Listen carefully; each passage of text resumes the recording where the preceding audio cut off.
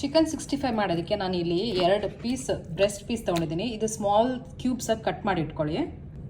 ನೋಡಿ ಈ ಥರ ಸಣ್ಣದಾಗಿ ಕಟ್ ಮಾಡ್ಕೊಳ್ಳಿ.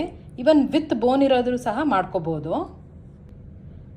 1 ಟೇಬಲ್ ಸ್ಪೂನ್ ಅಷ್ಟು ಮೊಸರು ಹಾಕೊಳ್ಳಿ. ಮೊಸರು ಹಾಕೊಂಡ್ರೆ ಸಾಫ್ಟಾಗಿ ಬರುತ್ತೆ. ಬೇಕಿದ್ರೆ ಸ್ಕಿಪ್ ಸಹ ಮಾಡ್ಕೋಬೋದು. 1 ಟೇಬಲ್ ಸ್ಪೂನು ಶುಂಠಿ ಬೆಳ್ಳುಳ್ಳಿ ಪೇಸ್ಟ್ ಹಾಕೊಳ್ಳಿ. ಸ್ವಲ್ಪ ಅರಿಶಿಣದ ಪುಡಿ, ರುಚಿಗೆ ತಕ್ಕಷ್ಟು ಉಪ್ಪು, ಖಾರ ನೋಡಿ ಹಾಕೊಳ್ಳಿ. 1/4 ಟೇಬಲ್ ಸ್ಪೂನ್ ಅಷ್ಟು ಅಚ್ಕಾರದ ಪುಡಿ ಹಾಕೊತಾ ಇದ್ದೀನಿ. 1/4 ಟೀ ಸ್ಪೂನ್ ಅಷ್ಟು ಧನಿಯಾ ಪುಡಿ, 1/4 ಟೀ ಸ್ಪೂನ್ ಅಷ್ಟು ಜೀರಿಗೆ ಪುಡಿ, ಒಂದು ಸ್ವಲ್ಪ ಪೆಪ್ಪರ್ ಪೌಡರ್ ಹಾಕೊಳ್ಳಿ. 1/2 ಟೀ ಸ್ಪೂನ್ ಅಷ್ಟು ನಾನಿಲ್ಲಿ ಸಿನಮನ್ ಪೌಡರ್ ಹಾಕೊತಾ ಇದ್ದೀನಿ. 1/2 ಟೀ ಸ್ಪೂನ್ ಕ್ಲೋವ್ ಪೌಡರ್. ನೀವು ಚಕ್ಕೆ ಲವಂಗ ಪುಡಿ ಹಾಕೋಬೇಕು, ಇಲ್ಲಾಂದರೆ ಗರಂ ಮಸಾಲ 1/2 ಟೀ ಸ್ಪೂನ್ ಹಾಕೊಳ್ಳಿ. 1 ಟೇಬಲ್ ಸ್ಪೂನ್ ಅಷ್ಟು ಡಾರ್ಕ್ ಸೋಯಾ ಸಾಸ್. ಇಲ್ಲಿ ನಾನು ಲೆಮನ್ ಜ್ಯೂಸ್ ಹಾಕ್ಕೊತಾ ಇದ್ದೀನಿ. ಒಂದು ಅರ್ಧ ಹೋಳು ನಿಂಬೆಹಣ್ಣು ಗಾತ್ರದಷ್ಟು ಲೆಮನ್ ಜ್ಯೂಸ್ ಹಾಕೊಳ್ಳಿ. ಕಾರ್ನ್ಫ್ಲೋರು 1 ಟೇಬಲ್ ಸ್ಪೂನ್ ಹಾಕೊಳ್ಳಿ. 1 ಟೇಬಲ್ ಸ್ಪೂನ್ ಮೈದಾ ಹಿಟ್ಟು, 1 ಟೇಬಲ್ ಸ್ಪೂನ್ ಅಕ್ಕಿ ಹಿಟ್ಟು. ಎಲ್ಲ ಚೆನ್ನಾಗಿ ಮಿಕ್ಸ್ ಮಾಡ್ಕೋಬೇಕು. ಚಿಕನ್ಗೆ ಚೆನ್ನಾಗಿ ಹಿಟ್ಕೋಬೇಕು. ಆ ಥರ ಕಲಸಿಟ್ಕೊಳ್ಳಿ. ಇದಕ್ಕೆ ಬೇಕಿದ್ರೆ ನೀವು ಫುಡ್ ಕಲರ್, ರೆಡ್ ಕಲರು ಹಾಕೋಬೋದು. ನಾನಿಲ್ಲಿ ಯಾವುದೂ ಹಾಕ್ತಿಲ್ಲ. ಈ ಥರ ಕಲಸಿ ಒಂದು ಅರ್ಧ ಗಂಟೆ ಆದರೂ ಮ್ಯಾರಿನೇಟ್ ಆಗೋದು ಬಿಟ್ಬಿಡಿ. ಇಲ್ಲಾಂದರೆ ಫ್ರಿಜ್ಜಲ್ಲಿ ಇಟ್ಬಿಡ್ಬೋದು. ಓವರ್ನೈಟ್ ಸಹ ಮಾಡ್ಕೋಬೋದು.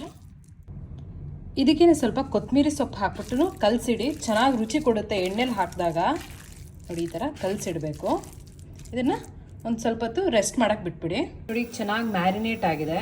ನೀವು ಈ ಟೈಮಲ್ಲಿ ನೀವು ಒಂದು ಮೊಟ್ಟೆ ಹೊಡೆದ್ಬಿಟ್ಟು, ಇನ್ನೇನು ಡೀಪ್ ಫ್ರೈ ಮಾಡೋ ಟೈಮಲ್ಲಿ ಒಂದು ಮೊಟ್ಟೆ ತೊಗೊಂಡು ಒಡೆದು ಹಾಕ್ಬೋದು ಬೈಂಡಿಂಗ್ಗೆ. ನಾನಿಲ್ಲಿ 1-2 ಸ್ಪೂನ್ ಅಷ್ಟು ಎಣ್ಣೆ ಹಾಕ್ಕೊತಾ ಇದ್ದೀನಿ.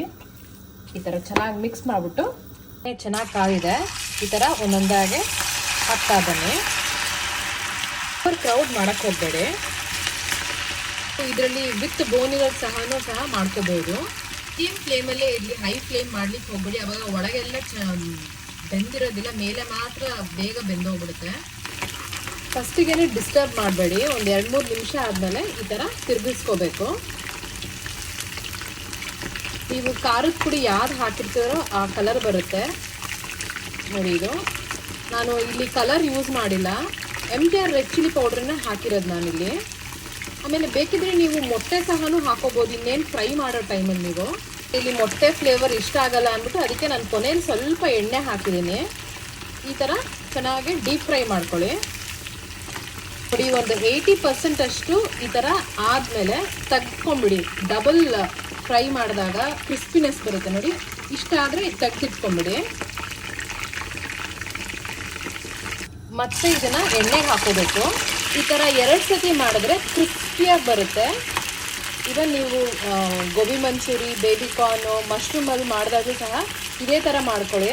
ಅವಾಗ ಕ್ರಿಸ್ಪಿಯಾಗಿ ಬರುತ್ತೆ. ಕೊನೆಯಲ್ಲಿ ಸ್ವಲ್ಪ ಕರ್ಬೇವಿನ ಸೊಪ್ಪು ಹಾಕಿ, ಫ್ರೆಶ್ ಕರ್ಬೇವಿನ ಸೊಪ್ಪು ನನ್ನ ಹತ್ರ ಇಲ್ಲಿ ಡ್ರೈ ಒನ್ಸ್ ಇದೆ. ಇದು ಫ್ಲೇವರ್ ಚೆನ್ನಾಗಿ ಕೊಡುತ್ತೆ. ಈ ಥರ ಸ್ಪ್ಲಿಟ್ ಮಾಡಿ ಹಸಿಮೆಣಸಿನ್ಕಾಯಿ ಹಾಕೊಳ್ಳಿ, ಚೆನ್ನಾಗಿ ರುಚಿ ಕೊಡುತ್ತೆ.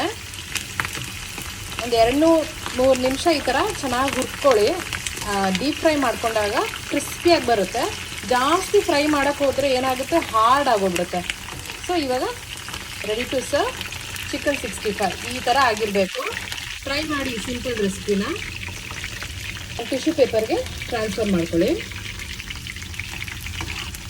ನೋಡಿ ಹಾಗಿರಬೇಕು. Ready to serve chicken 65. ನೀವು ರಸಮ್ ರೈಸು ಅಥವಾ ಬಿರಿಯಾನಿಗೆ, ಸ್ಟಾರ್ಟರ್ಸ್ಗೆ, ಮಕ್ಕಳಿಗಂತೂ ತುಂಬ ಇಷ್ಟ ಆಗುತ್ತೆ. ಟ್ರೈ ಮಾಡಿ ಸಿಂಪಲ್ ರೆಸಿಪಿನ. ನೀವು ಮಿಕ್ಸ್ ಮಾಡೋವಾಗಲೇ ಸ್ವಲ್ಪ ಎಳ್ಳು ಹಾಕಿದ್ರೂ ಸಹ ರುಚಿ ಕೊಡುತ್ತೆ. ಟ್ರೈ ಮಾಡಿ ಸಿಂಪಲ್ ರೆಸಿಪಿನ.